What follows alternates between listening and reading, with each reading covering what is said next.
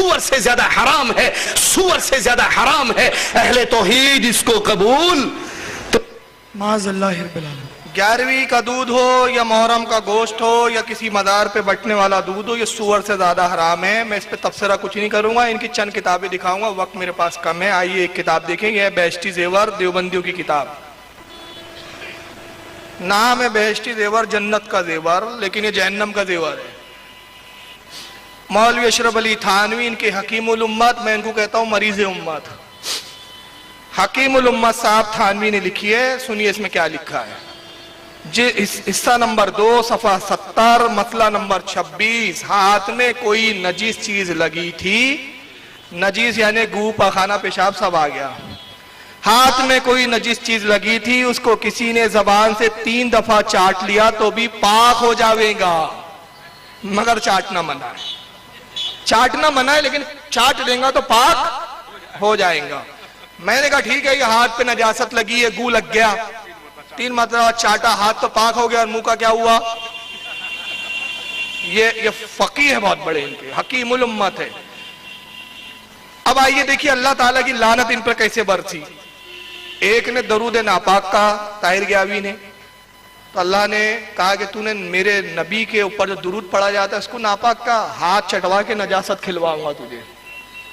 اب یہ صاحب انہوں نے دودھ کو حرام کہا، 11ویں کے کھانے کو حرام کہا، تو ان کے ایک مولا کیا فتویٰ دے گا ذرا سن لیے، یہ اللہ کی مار پڑی ان پر۔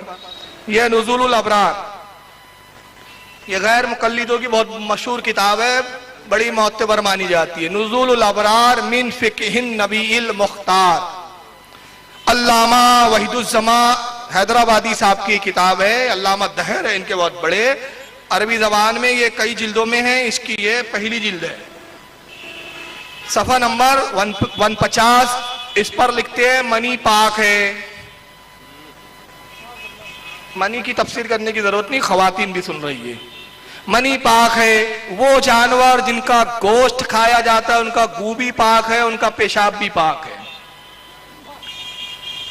یہ پوری عربی عبارت ہے۔ اب آئیے اردو میں ایک اور کتاب ہے جس کو آپ بھی پڑھ لیں گے انشاءاللہ، ہاں اسی میں ہوں، ایک آگے بڑھیں۔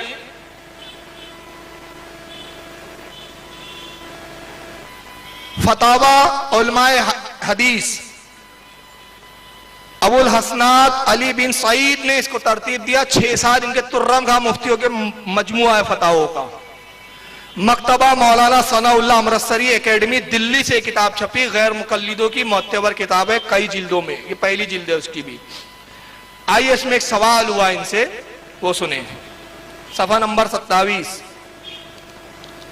سوال: اونٹ کا پیشاب پینا مریض کے لیے حدیث میں ہے مگر مکروہ چیز ہے، کیسے جائز ہوا؟ ہندو لوگ عورت کو نفاس کی حالت میں گائے کا پیشاب پلاتے ہیں، کیا باعث اعتراض نہیں ہے؟ الجواب: حدیث شریف میں بطور دوائی استعمال کرنا جائز ہے۔ یہ لفظ کو یاد رکھیں، حدیث شریف میں۔ آپ سوچیں گے حدیث کوٹ کر رہی ہے، یہ ایسی بیوقوف ہوتے ہیں ان کو حدیث کو سمجھتی نہیں ہے۔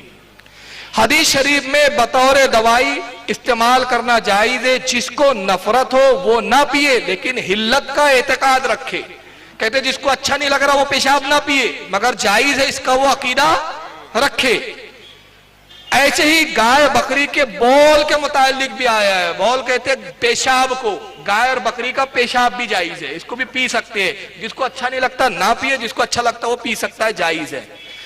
دوسرا سوال انہوں نے کیا ہے، وہ بہت لمبا سوال ہے، جواب دیکھ لیے۔ معقول اللحم یعنی وہ جانور جن کا گوشت کھانا جائز ہے، کہتے ہیں اس کا بول و براز کہتے ہیں پاخانہ عند الشرع پاک ہے۔ اب آئیے اس کے بارے میں تھوڑی سی تفصیل یہاں بیان کر دیتا ہوں۔ کہا گیا کہ حدیث شریف میں آیا ہے کہ بطور دوائی اونٹ کے پیشاب کو پی سکتے ہیں۔ تو وہ کون سی حدیث ہے جس سے انہوں نے استدلال کیا؟ وہ حدیث بخاری شریف جلد نمبر 1 کتاب الوضو حدیث نمبر 230۔ انہوں نے حدیث کے حوالے بھی نہیں دیے، میں حدیث بتا رہا ہوں آپ کو۔ کتاب الوضو بخاری جلد نمبر 1 حدیث نمبر 230 میں ہے۔ حضرت انس ابن مالک کہتے ہیں کہ قبیلہ اورائنا کے لوگ آئے، ایک قبیلہ تھا، سرکار کے پاس قبیلہ اورائنا کے لوگ آئے اور کہا یا رسول اللہ ہم ایمان لانا چاہتے ہیں. سرکار نے کہا کلمہ پڑھو, ایمان میں داخل کیا. اور اس کے بعد اللہ کے نبی نے فرمایا مدینے میں رکو, ٹھہرو, علم سیکھو, آداب سیکھو, دین کی تعلیم کو حاصل کرو. وہ ٹھہرے رہے. کچھ روز کے بعد آتے کہتے یا رسول اللہ مدینے میں ہم بیمار ہو گئے ہیں, ہماری طبیعت خراب ہو گئی ہے, ہم کمزور ہو گئے ہیں, یہاں کی آب و ہوا میں راس نہیں آ رہی ہے. اللہ کے نبی نے فرمایا کہ اونٹوں کے استبل میں جاؤ. وہ اونٹوں کے استبل جو مال غنیمت کے تھے, اس کا اونٹوں کا پیشاب پیو, اونٹوں کا دودھ پیو. اور اس کے بعد اللہ کے نبی نے فرمایا کہ مدینے کی آب و ہوا منافق کو راس نہیں آتی. یعنی بتا دیا گیا کہ یہ کمبخت منافق ہے. سبحان اللہ. مدینے کی آب و ہوا منافق کو راس نہیں آتی. مدینہ بھٹی ہے, وہ اپنے میں سے ہر گندی چیز کو چھاٹ کے نکال دیتا ہے. یہ گئے, اونٹ کا پیشاب پیا, دودھ بھی پیا, خوب موٹے تازے ہو گئے کھا کھا کے, جیسے یہ ہو رہے ہیں. موٹے تازے ہوئے. اس کے بعد جب اچھے ہو گئے, صحت مند, تو جو جانوروں کے محافظ تھے, اونٹوں کے صحابہ اکرام, ان کو قتل کر دیا, ان چراغوں کو, اور اونٹ لے کے بھاگ گئے. وہ زخمی کچھ اس میں ذرا کچھ وصال پا گئے, شہید ہو گئے. کچھ زخمی حالت میں رسول اللہ کی خدمت میں حاضر ہوئے. عرض کہ یا رسول اللہ غداری کی انہوں نے, اسلام سے مرتد ہو گئے, پھر گئے, اور سرکار انہوں نے اونٹوں کو لے کر بھاگ گئے. اللہ کے نبی نے فرمایا جاؤ انہیں گرفتار کرو. صحابہ کی ایک جماعت گئی, ایک ٹولی گئی, درمیان میں ان کو پکڑا, ہلکی سی جھڑپ ہوئی, سب کے سب گرفتار ہو گئے. وہیں انہوں نے قیام کیا, قاصد بھیجا گیا کہ یا رسول اللہ ہم نے ان کو گرفتار کر لیا ہے, کیا حکم ہے؟ سرکار نے فرمایا میں خود آ رہا ہوں فیصلے کے لیے. ماں راوی حدیث کہتے ہیں, راوی حدیث انس ابن مالک کہتے ہیں کہ رسول اللہ اس جلال میں نکلے. جلال کی ایک کیفیت تھی سرکار کی کہ آپ کی چادر مبارک کندھے پہ تھی اور آدھی چادر زمین پہ گھسیٹتے ہوئے چل رہی تھی. مطلب چادر بھی اوڑھنے کا آپ کو تصور اور خیال نہیں تھا. یہ جلال تھا رسول اللہ کا. بخاری کی حدیث ہے, اور میں نے شاید کون سا علاقہ ہے آپ کیا دھراوی میں کہا تھا ایک جملہ کہ رسول اللہ کی سیرت جب بتاتے ہو تو پوری بتایا کرو. اور رسول اللہ کی یہی سیرت بتاتے آ رہے, رسول اللہ کا اخلاق, رسول اللہ کا اخلاق, رسول اللہ کا اخلاق. رسول اللہ کا جلال بھی تو کبھی بتاؤ, منافقوں کے ساتھ سلوک بھی تو بتاؤ. تو سنی یہی تو کرتے ہیں کہ دشمن احمد پہ شدت کیجئے, ملحدوں کی کیا مرحبت کیجئے, غیظ میں جل جائے بے دینوں کے دل, یا رسول اللہ کی کثرت کیجئے. نعرہ رسالت, نعرہ رسالت, عشق و محبت, عشق و محبت. سبحان. تو ہم اخلاق کا بھی مظاہرہ کرتے ہیں, مگر کن کے ساتھ؟ جو ہمارے ساتھ اخلاق سے پیش آئے, اور جو گستاخ ہو اس کے لیے ہمارے لیے شدت ہے ہمارے پاس. ہم پھر اس کو شدت سے بات کرتے, کیونکہ نبی کی سیرت یہی ہے کہ غداروں سے شدت سے برتاؤ کیا جائے. سرکار جلال میں آئے, پتھریلی زمین تھی, تپتی ہوئی ریت, تپتی ہوئی زمین. اللہ کے رسول نے ارشاد فرمایا ان کے جسموں سے کپڑے نکال دو, برہنہ کرو, چٹیل میدان پہ تپتی ہوئی پتھریلی زمین پر ان کو لٹا دو, اور ان کے سینوں پہ سیلے اور پتھر رکھ دو.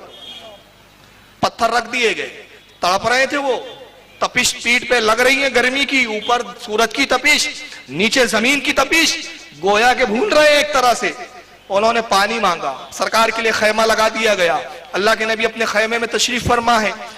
اصحاب آتے عرض کرتے یا رسول اللہ وہ پانی مانگ رہے ہیں, سرکار کیا انہیں پانی پلا دے؟ ارشاد فرمایا نہیں, بلکہ گرم سلائیاں لو, گرم سلاکے لو, لوہے کی سلاکوں کو گرم کرو, اور جب وہ گرم ہو کے سرخ ہو جائے تو ان کی آنکھوں میں گھسڑ. یہ کب سناؤں گے؟ بخاری میں ہے نا بھائی, ضعیف نہیں ہے نا حدیث. ہر حدیث کا حل تو تمہارے پاس یہی ہے, ضعیف ہے. یہ بخاری میں ہے نا, بخاری کی کوئی حدیث ضعیف نہیں. حدیث نمبر 230, پھر نوٹ کرو, کتاب الوضو بخاری جلد نمبر 1. جاؤ دیکھ لو اپنے گھروں کی بخاری کو, اور نہ ملے تو جو غلامی بولو میں لکھنے کے لیے تیار ہوں. بخاری میں موجود کتاب الوضو میں. اس کے بعد جب وہ سلاکے گرم کی صحابہ کرام نے ڈالا آنکھوں میں, مر گئے تڑپ تڑپ کے. اس حدیث کے ایک راوی حضرت ابو قلابہ, حدیث کے راوی اس کی تشریح میں کہتے ہیں کہ رسول اللہ کا جلال 3 سبب سے تھا. سرکار کے جلال کا مظاہرہ 3 وجوہات کی بنا پر تھا. پہلا, ایمان لا کر مرتد ہو گئے. تو معلوم ہوا جو اسلام سے پھرتا ہے واجب القتل ہے. دوسرا سبب کہتے ہیں ابو قلابہ رضی اللہ تعالیٰ عنہ کہ اونٹ لے کر بھاگے, بیت المال جو مسلمانوں کا مال تھا اس میں خیانت کی. تیسرا فرماتے ہیں کہ بے قصور صحابہ کو قتل کیا. یہ 3 شدید جرم تھے جس کی بنا پر جلال رسول, جلال مصطفی اتنا عروج پر تھا. یہ ہے وہ حدیث جس میں رسول اللہ نے ان سے کہا تھا اونٹوں کے استبل میں جاؤ, بیمار ہو گئے ہو پیشاب پیو دودھ پیو. نجدیوں کو منافق والی حدیث ملی. اب میں ان سے سوال کرتا ہوں کہ یہ کہا کس سے گیا تھا کہ اونٹ کا پیشاب کیو, صحابہ سے کہ منافقوں سے؟ کس سے کہا گیا تھا؟ منافقوں سے. صحابہ نے اونٹ کا پیشاب پیا, کسی حدیث میں ثابت نہیں. تو یہاں سے معلوم ہو گیا نگاہ نبوت دیکھ رہی تھی یہ منافق ہے, اسی لائق ہے کہ ناجائز چیز ان کو پلائی جائے, اسی سے علاج کیا جائے. کہا کہ اونٹوں کا پیشاب پیو, یہاں سے معلوم ہو گیا کہ اونٹوں کا پیشاب منافقوں کے لیے ہے, غوث اعظم کی نیاز کا دودھ سنیوں کے لیے. اب آئیے فتووں کو میں ملا رہا ہوں. بیسٹ زیور نے کہا نہ ہاتھ میں نجاست لگے 3 دفعہ چاٹو ہاتھ پاک. نزول ابرار نے کہا گھو پاک, پیشاب پاک, منی پاک. تو میں کہتا ہوں وہابیوں, سنیوں کو غوث پاک کی 11ویں کھانے دو, غریب نواز کی نیاز میں خوش رہنے دو. تم گو کھایا کرو, منی کو چٹنی کے طور پر لے لیا کرو, پیشاب کو پیالے کے طور پر پی لیا کرو, اور اس کے بعد ہاتھ مت دھونا, 3 دفعہ چاٹنا. تھانوی صاحب کے فتوے کے مطابق ہاتھ بھی پاک ہو جائیں گے. یہ ہے تمہاری فقہ, فقہ حنفی. پیارے ذرا اس پہ بھی تو آزما, لوگوں کو گمراہ کرنا بند کرو. ایک کتاب لکھی گئی, بات یاد آ گئی, حقیقت الفقہ. کیسے کیسے گمراہ کیا ان خبیثوں نے, اللہ کی پناہ. میں جب پڑھتا تھا یہ چیزیں میں نے تصور بھی نہیں کیا تھا کبھی کہ میں اس فیلڈ میں آؤں گا. اچھا خاصا LLB کرنے والا آدمی, اچھا خاصا بزنس کرنے والا آدمی, میرا پرنٹنگ پریس کا کام, آف سیٹ پرنٹنگ ہوتی ہے میرے ہاں, ملٹی کلر ڈیزائننگ ورک ہوتا ہے. تصور بھی نہیں کیا, لیکن بس پڑھنے کا شوق. کتابیں جب پڑھتا تو میں خون کھولتا تھا میرا, یا اللہ کیسی کیسی کتابیں لکھی, اور اس کے بعد دعوے ہم مسلمان, ہم توحید والے, ہم توحید والے. میں نے کہا کوئی نہیں آ رہا, چلو اپن ہی نکلو ان کو ننگا کرنے کے لیے. انشاءاللہ اپنے کو دیکھ کے اور بھی ننگا کرنے کے لیے جماعتیں نکلیں گی. اور آج ہوا اللہ کا فضل و کرم ہے, نوجوانوں میں بیداری آ رہی ہے, یہ اللہ کا فضل ہے. تو بہرحال اونٹوں کا پیشاب پیو. اب میں نے تو کہا پیو. جب میں نے نیٹ پہ ایک بار دیکھا تو میں تعجب میں پڑ گیا, یا اللہ انہوں نے میرے مشورے پہ عمل بھی کر لیا. سعودیہ میں اونٹ کا پیشاب پیا جاتا ہے. Academy of research on Arab behaviour ARAB present, سعودیہ کا چینل, کیا کیا ڈشیں لذیذ ہوتی ہے, کیا کیا ڈشز میں کیا کیا وٹامنز ہوتے ہیں, اس کے اوپر یہ پورا دن بھر چینل چلتا ہے. اس میں بتایا اونٹ کا پیشاب پیو, پی بھی رہا.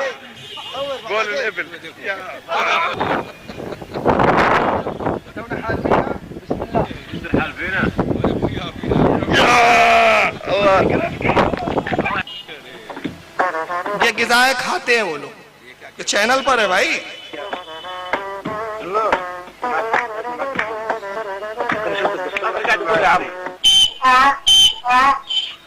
ونحن نشاهد صفية وطعم اللحم الخليل. المهم في الموضوع انه خليل اللي ياكل لحمة الراس. منذ مئات السنين في مسابقة رمزية غير معلنة، ويقضي هذا التقليد بأن يمر السكان الحي على جميع المأكول. ساؤنڈ کم ہے بھائی, اس میں ساؤنڈ ہے, چالو کیجئے.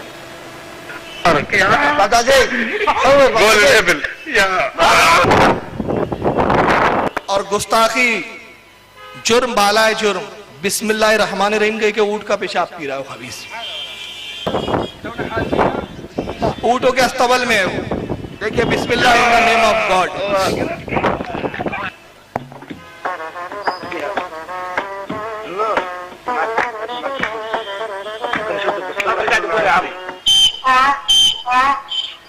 ونحن نشاهد صفية وطعم اللحم الخليل. المهم في الموضوع انه خليل اللي ياكل لحمة الراس.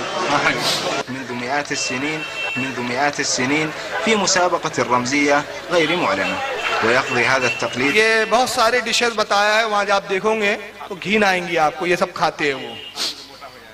چلیے